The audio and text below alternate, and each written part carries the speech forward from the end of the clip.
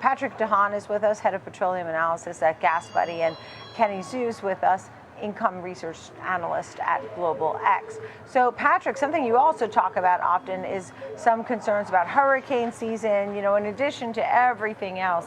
Where do you see right now, oil's at $70 a barrel and change. What are you watching here? What's your 1, 2, 3 of oil these days? I think, Nicole, there's a lot of downward pressure, especially if OPEC does maintain the increases in production that we're now expecting here over the weeks ahead.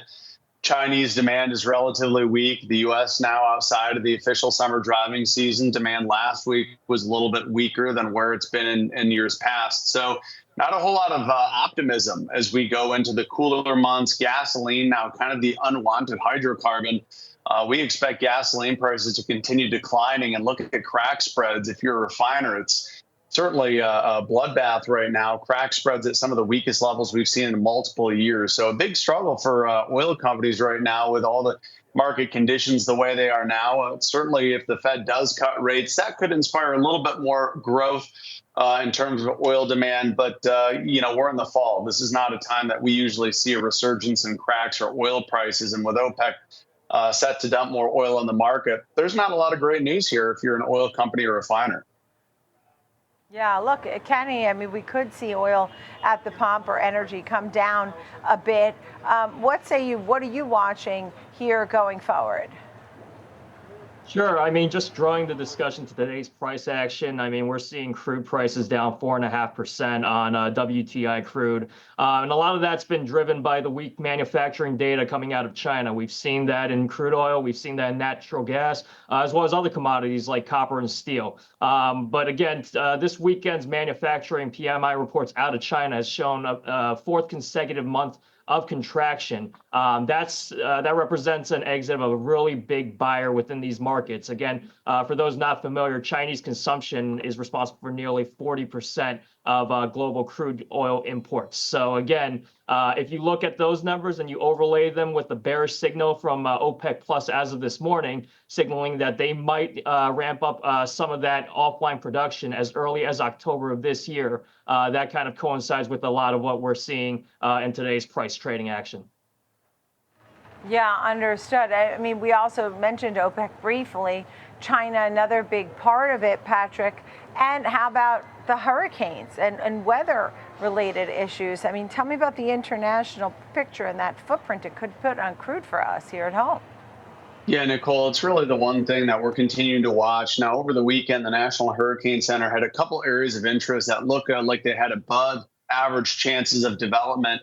But as we are now really getting into the home stretch of the peak hurricane season, even the projections of the National Hurricane Center have been revised lower. Those 3 areas of interest now have a low potential for development here over the next 48 hours and 7 days. So a lot of this is, really good news for the American consumer, who may have to worry a little bit less about a very active hurricane season.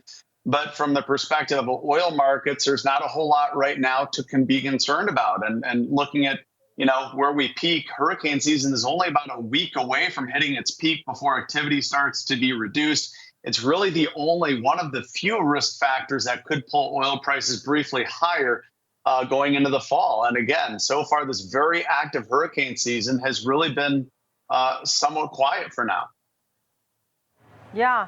Well, look, that's part of it, too. That's the wild card. You don't really know. Gas prices now are $3.28. Last year, $3.77. We know inflation's been going in the right direction, but still has potential to jump back up, especially if there's a catalyst. Kenny, do you see a soft landing for folks with what the Fed's been doing? Because that would really sort of keep oil markets calm, right? Soft landing versus hard landing.